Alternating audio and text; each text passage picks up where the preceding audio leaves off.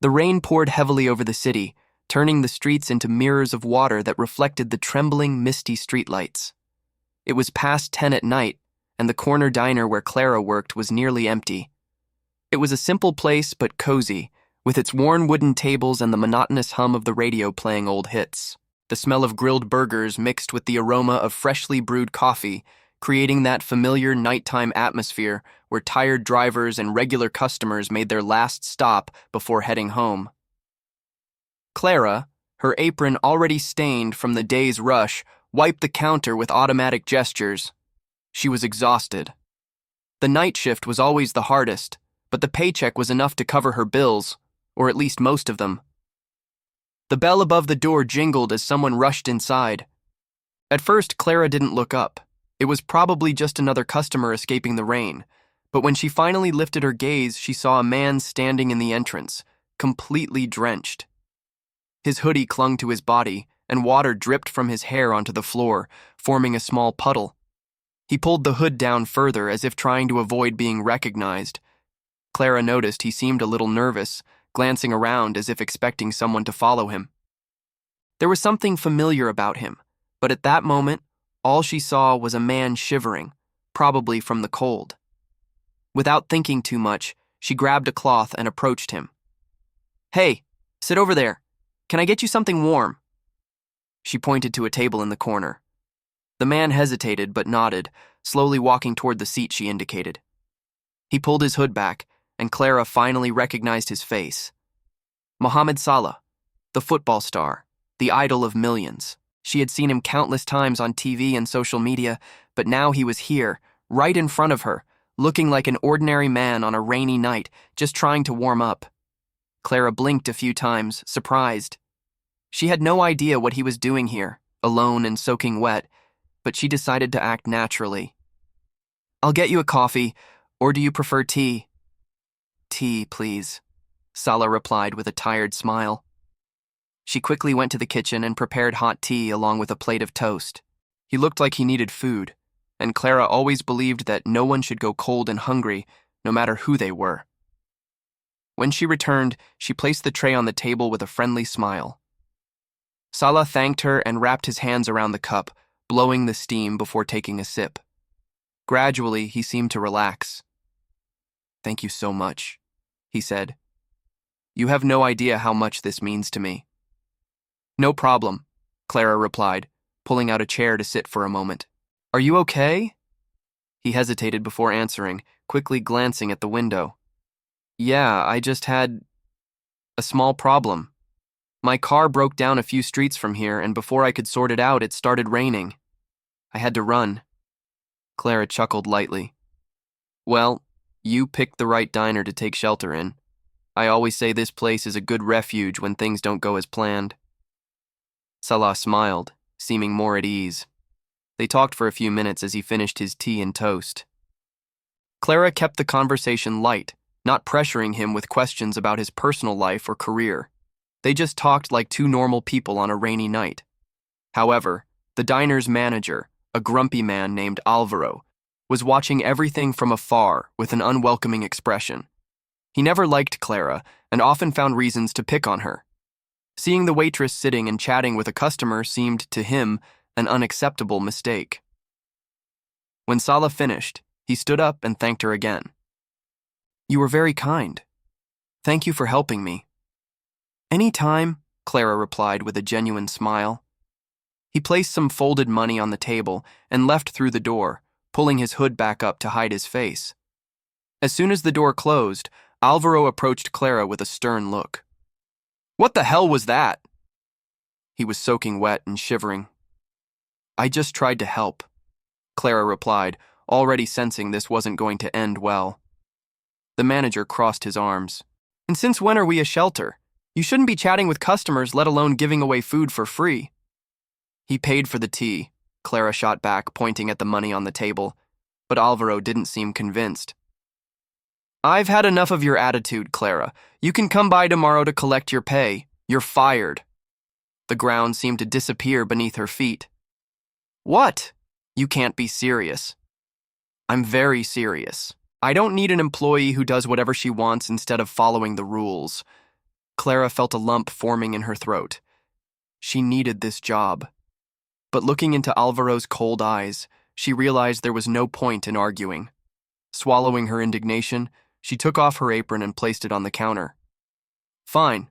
So that's it then. She turned and walked to the door, feeling the weight of the night pressing down on her shoulders. The rain had eased, but the cold outside felt even sharper. She had no idea that on that very night, her life was about to change forever.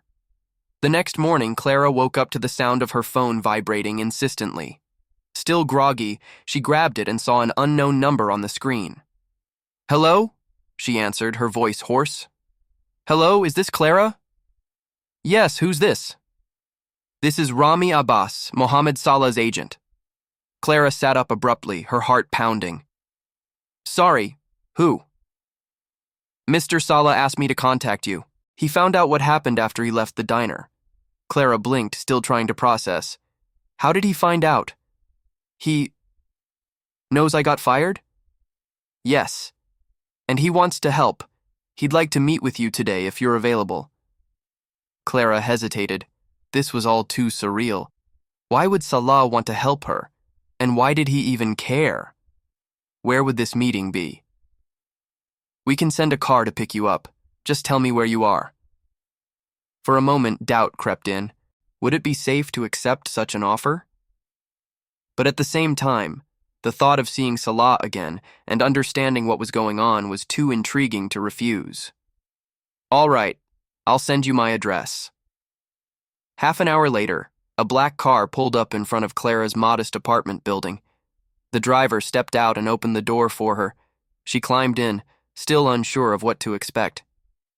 The ride was silent, and she watched through the window as the simple buildings of her neighborhood gradually gave way to wider, tree-lined streets. When the car finally stopped in front of an enormous mansion with tall gates, Clara felt a shiver run down her spine. The driver opened the door, and she stepped out, taking in her surroundings. Everything here looked like something out of a movie. A well-dressed man approached, probably Salah's agent. Please come in. Mr. Salah is waiting for you. She took a deep breath and followed him through the long marble hallway until they reached a spacious living room where Salah was sitting on a comfortable sofa. He smiled when he saw her. Clara, thank you for coming. She was still slightly overwhelmed by everything. I honestly didn't expect this invitation. He gestured for her to sit. I heard your boss fired you for helping me. I'm really sorry about that. It wasn't your fault, Clara said quickly. He was always a jerk. He just took the first excuse he could get. Salah nodded. Even so, I couldn't just ignore it. You helped me without expecting anything in return, and that means a lot to me. She smiled, a bit shy. I just did what anyone would do. You looked like you needed help. Believe me, not everyone would have done that, he replied. But anyway, I have a proposal for you. Clara's eyes widened. A proposal? Yes, I need someone to work here, in my house. Not exactly as a waitress, but as a personal assistant. Someone who can help me with small tasks, keep things organized. You seem like a trustworthy person, and I want to repay your kindness. She remained silent for a moment, trying to process everything. Clara hesitated. You really want to hire me? Yes. Would you accept? It was a tempting offer. A better job in a more stable place and receiving help from someone like Salah. But at the same time, it felt like a huge leap from her ordinary life into a world she had never imagined being part of. I don't even know what to say. Salah smiled. Say yes. She chuckled lightly, still trying to believe this was real. I guess I can't turn down an offer like this. Great. Then consider yourself hired. Relief washed over Clara. For the first time in a long while, she felt like her luck was finally changing. But she had no idea that her new life alongside Salah was about to be far more intense than she could ever imagine. In the following days, Clara's life changed in ways she never could have imagined. Working as Mohammed Salah's personal assistant was completely different from anything she had ever done. Her new job involved organizing small details of his daily routine, making sure his home remained well managed, and handling minor tasks to give him more peace of mind. At first, Clara felt out of place. Salah's mansion was enormous, with elegant hallways, sophisticated furniture, and a team of employees who had been working for him for years. However, over time, she began to adapt. The job was more dynamic than she had expected, and contrary to what she had imagined, Salah was incredibly humble and approachable. He treated her with kindness, always checking if she was comfortable with her responsibilities.